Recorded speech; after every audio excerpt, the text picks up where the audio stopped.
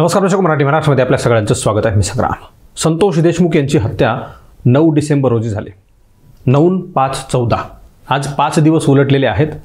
3 आरोपी अटकेत आहेत, बाकीचे आरोपी मोकाट आहेत. संतोष देशमुख यांची निर्घृणपणे हत्या करण्यात आली आणि या हत्येचा संताप संपूर्ण महाराष्ट्रात गेला आहे. काल संपूर्ण जिल्हा कडकडीत बंद होता. सगळ्याच व्यापाऱ्यांनी, सर्वच नागरिकांनी या बंदला उत्स्फूर्त प्रतिसाद दिला. याचं कारणही तसंच आहे की व्यक्ती हा निरापराधपणे मारला गेला आहे. त्याचं कुटुंब उघड्यावर पडलेलं आहे. त्यांच्या लेकरांचं मायेचं छत्र हरवलेलं आहे. या सगळ्या गोष्टी आहेत. संतोष देशमुख यांची हत्या झाली खरी, मात्र दुर्दैवानं संतोष देशमुख यांच्या हत्येचं राजकारण केलं जात आहे. तोंडावर निवडणुका होऊन गेल्या आणि मंत्रिमंडळ विस्तार स्थापना होती. या सगळ्या गोष्टी मंत्रिमंडळामध्ये पदं मिळण्यासाठी किंवा मग आपण राजकारणामध्ये कसे सरस आहोत या सगळ्या गोष्टी करण्यासाठी घडतायत का, असा सवाल या ठिकाणी उपस्थित झाला आहे. संतोष देशमुख यांच्या हत्येचं भांडवल केलं जात आहे.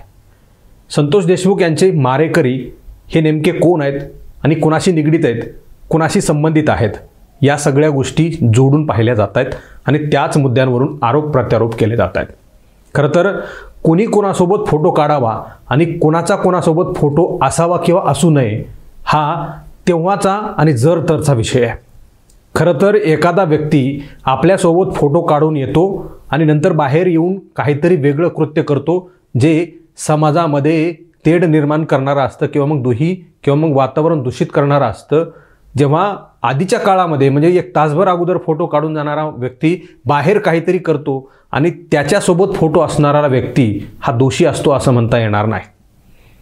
संतोष देशमुख यांची हत्या झाली आणि सांत्वनपर भेटीसाठी पुढाऱ्यांनी त्या ठिकाणी रांगा लावल्या.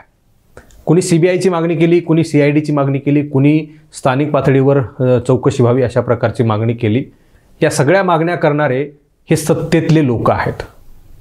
जवळजवळ सर्वच सत्ता पक्षातले आमदार होते आणि यांनी अशा प्रकारची मागणी केली आहे. एकीकडं सत्ता पक्षाच्या आमदारांकडून CID लावावी, तपास करावा, आरोपींना योग्य ती कारवाई करण्यात यावी अशा प्रकारची मागणी करावी, हे तिथं येऊन एक तात्पुरतं ठीक आहे. मात्र दुसरीकडं आपल्या सत्तेतला मुख्यमंत्री आहे, आपल्या सत्तेमधले उपमुख्यमंत्री आहेत, या दोघांना त्या ठिकाणी जाऊन ते का बसत नाही आहे त्यांच्या दारामध्ये की उर्वरित आरोपी हे तात्काळ अटक करा आणि त्यांच्याकडून सगळी माहिती त्यांच्याकडून काढून घ्या आणि कुणी हे त्यांना करायला लावलेलं आहे हे नाव एकदाच स्पष्ट होईल. म्हणजे एकीकडं आरोपी फरार आहेत, मोकाट आहेत, 3 आरोपी अटकेत आहेत, पोलीस म्हणतात प्रमुख आहेत, मुख्य आहेत.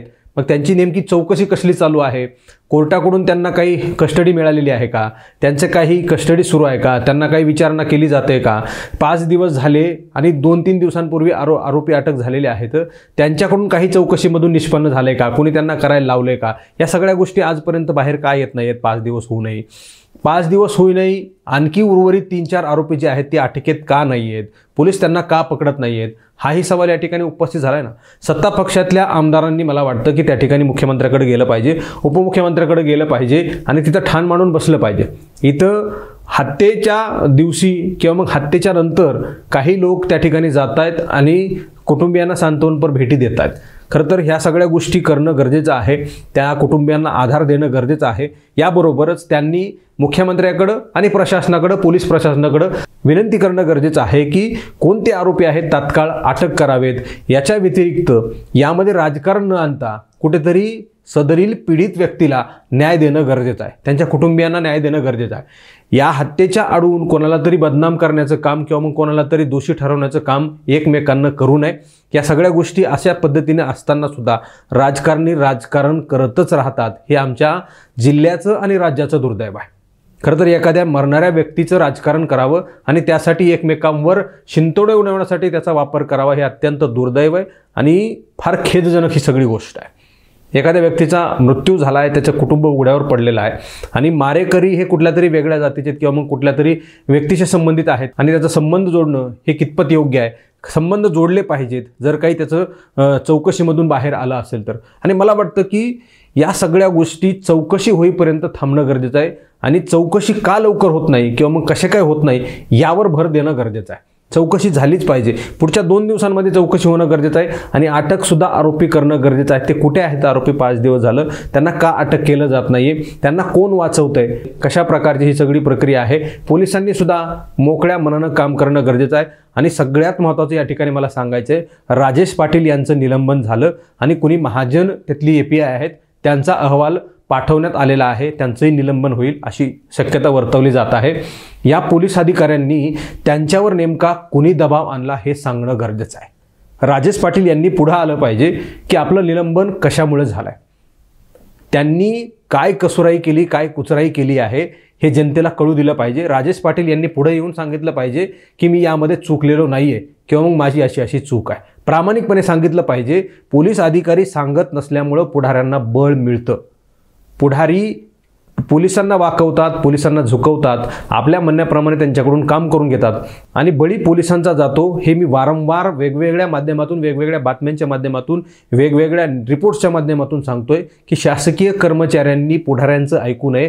फक्त जेवढं ऐकायचं तेवढंच ऐकावं, बाकी आपण धोक्यात येतो असं त्यांनी ऐकू नये आणि असंच या ठिकाणी झालेलं असावं कदाचित, मला असं वाटतं. त्यामुळे राजेश पाटील यांचं निलंबन का झालं त्यांनी बाहेर येऊन सांगावं. ते कुठं चुकलेत का हेही त्यांनी सांगावं. API महाजन यांच्याकडून काही चुका झाल्यात का हेही त्यांनी सांगितलं पाहिजे आणि चुका झालेल्या नसतील तर त्यांनी स्पष्ट कुठल्या पुढाऱ्याने आपल्याला दबावाखाली घेतलं आणि असं कर म्हणून सांगितलं त्या व्यक्तीचं नाव सांगणं गरजेचं आहे. संतोष देशमुख यांची हत्या झाली, ते संपले. मात्र जर अशा प्रकारच्या घटना पोलिसांना दबावात घेतल्यामुळे घडत असतील तर पोलीस सुद्धा दोषी असू शकतात असं म्हणायला वाव मिळतो. त्यामुळे पोलीस प्रशासनानं स्पष्ट सांगितलं पाहिजे की आमच्यावर कोणाचा दबाव होता. या सगळ्या गोष्टी पोलीस प्रशासनानं सांगितल्याशिवाय जनतेलाही कळणार नाही की पोलीस दोषी आहेत की त्या गुंडांना पाठीशी घालणारे लोक दोषी आहेत किंवा मग सदरील व्यक्ती दोषी आहेत. हा गुन्हा जो केलेला आहे त्या वैयक्तिक त्यांच्यामुळे झालेला आहे, कोणाच्याही दबावात येऊन त्यांनी केलेला नाही, हे एकदाच स्पष्ट होईल. त्यामुळे पोलीस प्रशासनानं या सगळ्या गोष्टी झाकून न ठेवता आपली नोकरी वाचवावी, आपलं नाव वाचवावं, आपली बदनामी सुद्धा खात्याची आणि विभागाची वाचवावी असं माझा प्रामाणिकपणे जे आहे ते हेतू या ठिकाणी आहे. त्यामुळे संतोष देशमुख यांची हत्या आहे त्याचं समर्थन मुळीच नाही आहे. मात्र याचं राजकारण सुद्धा होता कामा नये. खरं तर अशा प्रकारच्या घटनेमध्ये राजकारण आल्यामुळं योग्य पद्धतीने कारवाई आणि चांगल्या पद्धतीने पारदर्शक कारवाई होत नसल्यामुळं कुठेतरी पीडितांना न्याय मिळत नाही आणि असंच संतोष देशमुखांच्या बाबतीमध्ये होतंय का असा संशय या ठिकाणी बळावलेला आहे. लोकप्रतिनिधींनी आता मला वाटतं आरोपी पकडावेत आणि आरोपी पकडण्यासाठी पोलिसांना मोकळीक द्यावी आणि मोकळीक दिल्यानंतर कोण नेमका दोषी आहे हे तपासाअंती निष्पन्न होईल आणि न्यायालय तिथं सजा सुनावेल अशी सगळी सध्याची परिस्थिती आणि प्रक्रिया जी आहे ते पोलीस प्रशासनाला, न्यायालयाला आणि संबंधित प्रशासनाच्या अधिकाऱ्यांना करू द्यावी अशा प्रकारचं आवाहन मराठी महाराष्ट्राच्या माध्यमातून केलं जातं. कुठल्याही एखाद्या व्यक्तीवर शिंतोडे उडवण्याचं काम जोपर्यंत तपास किंवा मग जोपर्यंत काही सत्यता बाहेर येत नाही तोपर्यंत करता कामा नये, यामध्ये राजकारण आणता कामा नये आणि या सगळ्या गोष्टीमुळे हा माझा समर्थक आहे, हा त्याचा समर्थक आहे आणि त्याला सोडलं नाही पाहिजे. अशा गोष्टींमुळे या सगळ्या गोष्टी फार विकोपाला जातात. इकडून एक पुढारी आणि दोघांच्या मध्ये पीडित जे आहे ते दबले जातात. त्यांच्या भावना, संवेदना आणि त्यांना जो मिळणारा न्याय आहे तो त्यांच्याखाली दबतो आणि त्यामुळे सदरील पीडित लोकांना न्याय मिळत नाही. ही अत्यंत खेदाची आणि दुर्दैवी गोष्ट आहे. त्यामुळे बीड जिल्ह्यातील पुढाऱ्यांना आवाहन आहे मराठी महाराष्ट्राच्या माध्यमातून, तुम्ही एकमेकावर शिंतोडे उडवायचं सोडून द्या. संतोष देशमुख यांना आणि त्यांच्या कुटुंबियांना न्याय मिळवून देण्यासाठी पारदर्शकपणे तपास होणं गरजेचं आहे आणि पारदर्शक पद्धतीने तपास होऊन जे दोषी आहेत त्यांच्यावर कडक कारवाई होईपर्यंत तुम्ही एकमेकावर शिंतोडे उडवणं बंद करा. एवढंच. धन्यवाद.